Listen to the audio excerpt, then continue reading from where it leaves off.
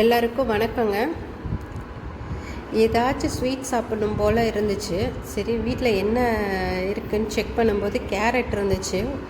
Carrot ஒரு 1 kgக்கும் கொஞ்சம் கம்மியாக தான் இருந்துச்சுன்னு நினைக்கிறேங்க.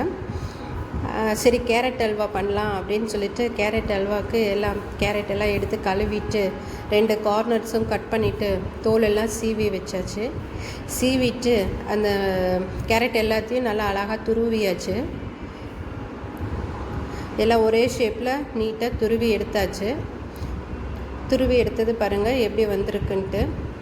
எல்லாமே ஒரே ஷேப்பில் தான் வரும். இந்த பிரீத்தி ஜோடியாக் மிக்ஸி அந்த பேஸ்டெல்லாம் மேலால் இருக்கும். அதை நம்ம வெறும் வாயிலே சாப்பிட்டுக்கலாம். பாருங்கள் எல்லாம் ஒன்றை பார்த்த மாதிரியே அழகாக சீவி கொடுத்துருச்சு. கேரட்டெல்லாம் சீவி முடிச்சுட்டு ஒரு பேன் வச்சு அதில் கொஞ்சம் நெய் ஊற்றிக்கோங்க. நெய்யை ஊற்றிட்டு அதுக்கப்புறம் இந்த துருவி வச்சுருக்க கேரட்டெல்லாம் போட்டு ஒரு 15 மினிட்ஸ் நல்லா வதங்க விட்டுட்டு அதுக்கப்புறம் நம்ம பாலும் சுகரும் ஆட் பண்ணிக்கணும். ஆட் பண்ணி நல்லா 1 மணி நேரம் வேகுது வெந்துகிட்டே இருக்குது.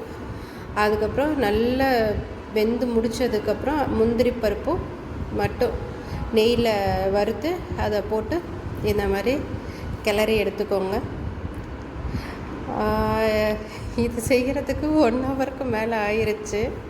ஏன்னா கேரட் வேகிறதுக்கு ரொம்ப லேட் ஆயிடுச்சு. காஃபியோட இன்றைக்கி evening snacks carrot halwa. Thank you for வாட்சிங்.